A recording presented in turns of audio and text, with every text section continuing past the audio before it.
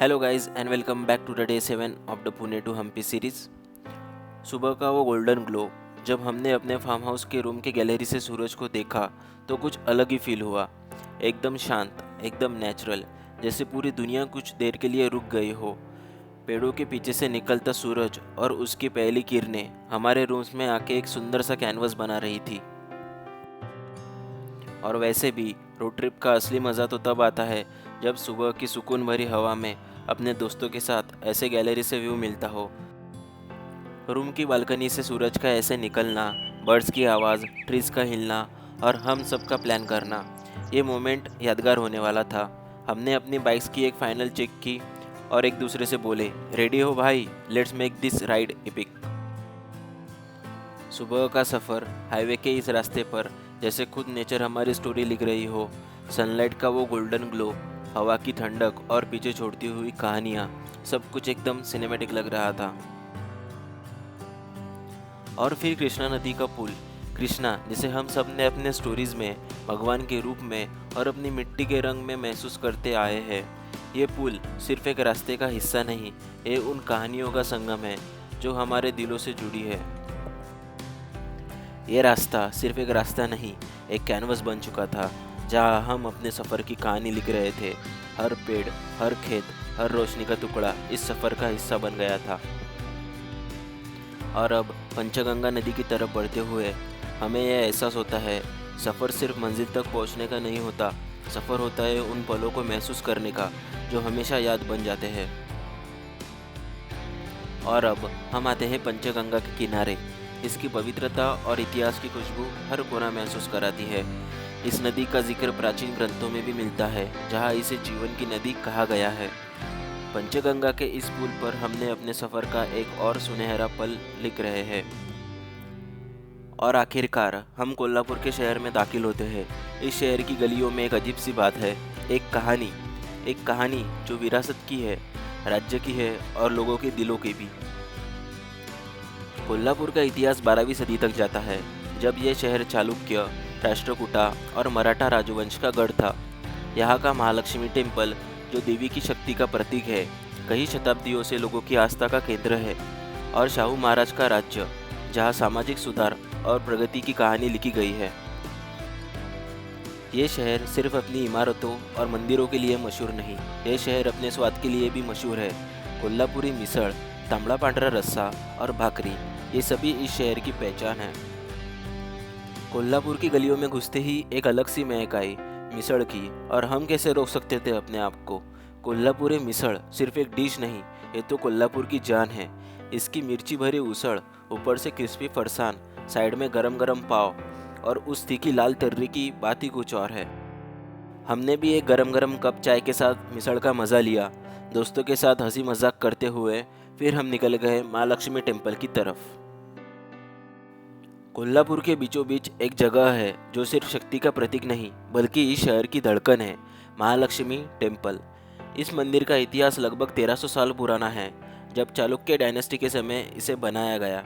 ये टेम्पल देवी महालक्ष्मी यानी कि अंबाबाई को समर्पित है, जिन्होंने विष्णु भगवान के साथ मिलकर सारी सृष्टि की रक्षा की। यहाँ आते ही एक अजीब सी शांति महसूस होती है, जैसे मंदिर की हर दीवार कुछ कह रही हो, हर कोने में इतिहास की कहानी छिपी हुई है।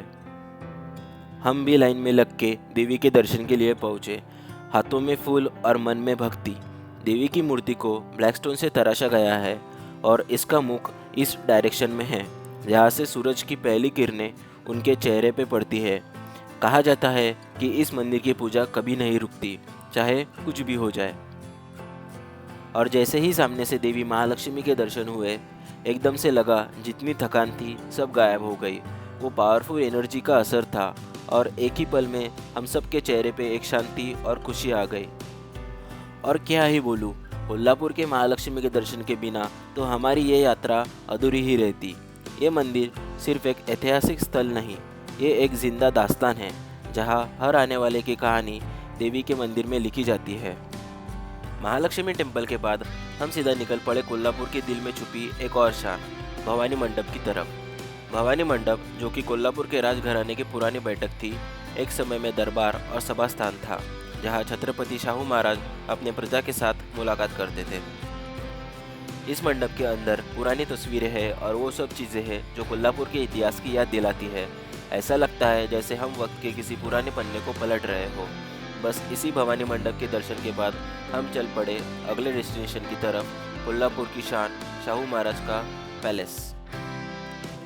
यहाँ के दीवारों ने देखा है राजा शाहू महाराज का समर्पण। उन्होंने न सिर्फ कोल्हापुर बल्कि पूरे महाराष्ट्र के लिए एक नई सोच का प्रचार किया। सोशल रिफॉर्म्स, एजुकेशन और इक्वेलिटी की जो लहर उन्होंने शुरू की थी, उसकी गूंज आज भी यहाँ की दीवारों में सुनाई देती है। और हाँ, अंदर कैमरा अलाउड नहीं था, इसलिए हम सिर्फ अपनी आंखों से उस विरासत को महसूस कर पाए। क्या कहूँ, अंदर के महल की शान देखकर हम सब हिल गए। पर सफ़र अभी बाकी था। आगे हम बढ़ गए ज्योतिबा मंदिर की तरफ, दक्कन के राजा के दर्शन के लिए। और अब शाहू महाराज की विरासत के बाद हम निकल पड़े हैं कोल्हापुर के एक और ऐतिहासिक पड़ाव की तरफ, ज्योतिबा मंदिर। ये रास्ता सिर्फ एक सफ़र नहीं, एक अनुभव है। हर मोड़ पे कुछ नया, हर नज़ारे में कुछ कहानियाँ। देखिए कैसे यह रास्ता अपने आप में एक कहानी कह रहा है। पेड़ों के बीच हवा की मीठी सीटी और हमारे बाइक्स की इंजन की गूंज, सब कुछ एक मेलोडी जैसा महसूस हो रहा है। और ये मेलोडी हमें ले जा रही है कोल्हापुर के उस मंदिर की तरफ जिसे दक्षिण का राजा कहा जाता है, ज्योतिबा मंदिर। कहानियों के शहर कोल्हापुर की राहों पर हर कदम पर हमारी जर्नी की एक नई स्टोरी लिखी जा रही थी। चलिए इस सुकून भरी सफ़र को दिल से महसूस करते हुए हम आगे बढ़ते हैं अपने अगले डेस्टिनेशन की तरफ, ज्योतिबा मंदिर की तरफ। श्री ज्योतिबा मंदिर, ये मंदिर सिर्फ एक स्थल नहीं बल्कि इस शहर की रूह है। रंगों का उत्सव और हर तरह से गूंजता ज्योतिबा महाराज की जय का नारा, ये सब मिलकर एक अलग ही एनर्जी क्रिएट करते हैं। यहाँ कहते हैं कि ज्योतिबा महाराज जो कि विष्णु, ब्रह्मा और महेश का स्वरूप है, यहाँ उन्होंने अपनी शक्तियों से कई असुरों का नाश किया था। इसलिए आज भी लोग अपनी मनोकामनाओं के साथ यहाँ आते हैं, उनके चरणों में अपनी श्रद्धा समर्पित करते हैं। देखिए कैसे पूरा मंदिर गुलाबी रंग में रंग गया है, जैसे कि आसमान ने ज़मीन पर अपने रंग बिखेर दिए हो। और इस उत्सव में हम भी अपने आप को खो देते हैं, रंगों में और भक्ति में। तो चलिए हम भी इस पवित्र स्थल पर अपनी श्रद्धा अर्पित करते हैं और इस अनोखे ज्योतिबा मंदिर की कहानी को अपनी यादों में बसाते हैं।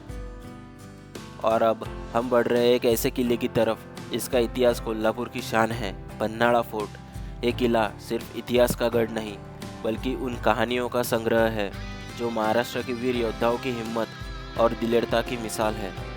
ये पन्हाड़ा किला, जिसे पन्हाड़गढ़ भी कहा जाता है, छत्रपति शिवाजी महाराज की वीरता की कहानियों से भरा हुआ है। यही वो किला है जहाँ से शिवाजी महाराज ने सिद्दी जोहर की सेना को चकमा दिया था। तो दोस्तों, हम एंटर कर रहे हैं पन्हाड़ा फोर्ट के दिल में, एक ऐसा किला जिसका इतिहास महाराष्ट्र की धड़कन है। ये किला 12वीं सेंचुरी से लेकर छत्रपति शिवाजी महाराज के समय तक कई युगों का साक्षी रहा है। और यहाँ हर पत्थर, हर दीवार एक कहानी सुनाता है, किसी की वीरता की तो किसी की चतुराई की। छत्रपति शिवाजी महाराज के समय ये फोर्ट एक मेजर मिलिट्री बेस बना। 1660 में जब सिद्दी जोहर की आदिलशाही सेना ने इस फोर्ट को घेरा तो शिवाजी महाराज ने यहाँ से एक लेजेंडरी एस्केप प्लान बनाया जो घोरपड़ इंसिडेंट के नाम से फेमस है। फोर्ट के अंदर कई सिग्निफिकेंट स्पॉट्स हैं, जैसे 3 दरवाज़ा, अंदर बावड़ी, सज्जा कोठी, जहाँ से छत्रपति शिवाजी महाराज ने पूरा एरिया सुपरवाइज किया था। इनके डिज़ाइन से पता चलता है कि पन्हाड़ा सिर्फ एक मिलिट्री पोस्ट नहीं बल्कि एक आर्किटेक्चरल मार्वल भी था। जब सूरज ढलता है तो पन्हाड़गढ़ की दीवारें अलग चमकने लगती है। ये सीन देखकर ऐसा लगता है कि हिस्ट्री की कहानियाँ अभी भी इन दीवारों में बसी है। हर स्टोन अपने अंदर एक कहानी छुपाया बैठा है। ये किला हमारी हिस्ट्री, आर्किटेक्चर और ब्रेवरी का एक जीवित प्रतीक है। पन्हाड़ा का इतिहास आज भी हमें याद दिलाता है कि किस तरह हमारे पूर्वजों ने अपने देश के रक्षा के लिए अपनी जान तक दे दी।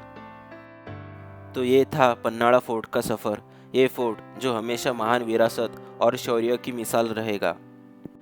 तो ये थी डे 7 की जर्नी। अगले दिन सुबह हम निकलेंगे वापस पुणे की तरफ। ये सिर्फ एक सफ़र नहीं था, ये एक एपिक जर्नी थी। हमने सिर्फ 1620 किलोमीटर की दूरी तय नहीं की बल्कि 1620 किलोमीटर की यादें और अनगिनत कहानियाँ अपने दिल में बसा ली। From the misty mornings of Pune to the ancient temples of Hampi, from the spiritual energy of Virupaksha Mandir to the thrilling climbs of the Pannada Fort, from the bustling lanes of Kolhapur to the peaceful river banks of Krishna and Panchaganga.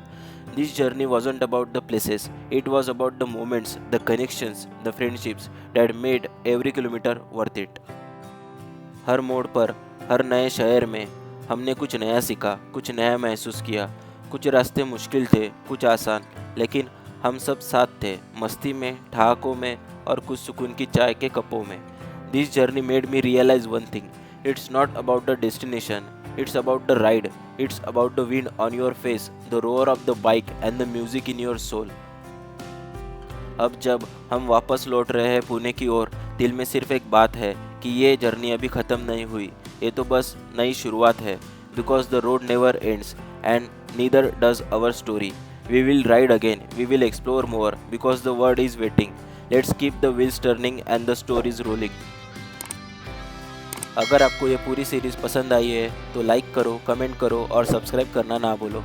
मैंने Pune to Hampi series playlist की link description में डाल दी है, तो ज़रूर जाके एक बार check करो और अपने दोस्तों के साथ शेयर करो।